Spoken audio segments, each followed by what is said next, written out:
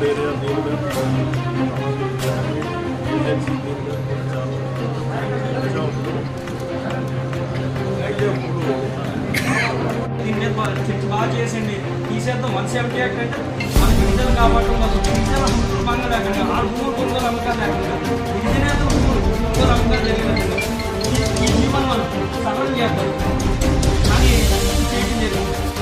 అంటే గిరిజన సంక్షేమ ఆ మండలంతో కూడా ఆ ఒపీనియన్ కూడా మనకి ఇబ్బంది లేదు కదా సార్. మా భూములు మేము అమ్ముకుంటాం గిరిజనేతలకు అమ్ముకుంటాం అంటే గిరిజనేతలు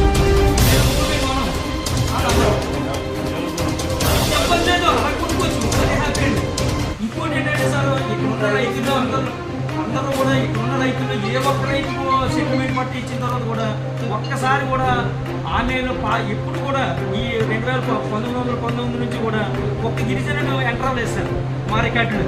అంటే మయ్యాన్ని వచ్చి ఒక్క గిరిజను కొన్నాడు అన్నది ఏం లేదు సార్. అది కూడా నేను చెప్పాను సార్. కానీ ఏ సంవత్సరంలో ఒక గిరిజనులు మా భూమిలో ఎంటర్ అయి ఉంటాయి మీరు గిరిజన భూమి అన్నట్టు ఆ కార్యక్రమం కూడా లేదు. మీద 7 జడ్జిమెంట్ ఇచ్చారు సార్.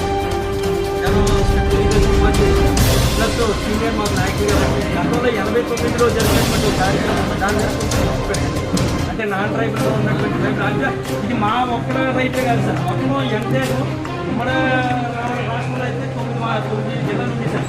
ఇప్పుడు 6 జిల్లాలు ఉన్నాయి సార్. ఖమ్మంలో కొంత భాగం ఉంది కానీ శ్రీకాకుళం, విజయనగరం, విశాఖపట్నం, పశ్చిమ గోదావరి, ఖమ్మం జిల్లాలో ఇంతమంది రైతులు ఉన్నారు. వీళ్ళందరికీ కూడా మీరు మనం నేను ఎందుకంటే మా అందరూ కూడా నాకు కావాలంటే చాలా బాధ అనిపిస్తారు. ఎంత బాధపడుతున్నాం అంటే ఎందుకు కూర్చోబెట్టి దొంగలో చూస్తున్నాను సార్. ఒక కొత్త ఆఫీసర్ వచ్చే ముందులో కూడా మేము దొంగలు సార్. మీకు ఎక్కడి నుంచి వచ్చిందంటే కొంతమంది మా మేమంటే కొంచెం చెప్తాం మా పిల్లలు మా తర్వాత వాళ్ళకి రీసెంట్ భూమి కొనుక్కున్నాం కదా ఎన్ని రీసెంట్ చేసుకుంటే రీసెంట్ చేసుకునే పరిస్థితిలో ఉన్నారు సార్. ఇప్పుడు జనరేషన్ మీరు చేయాల్సింది మాకు 18 లక్షలు తగ్గిపోయినట్టు సార్. 2 సెంట్లు 5 సెంట్లు అలాగే చిన్న ఆడంగి సార్.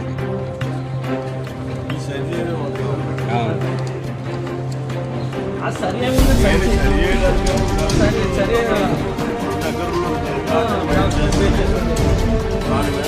మెయిన్ ఇదే సార్.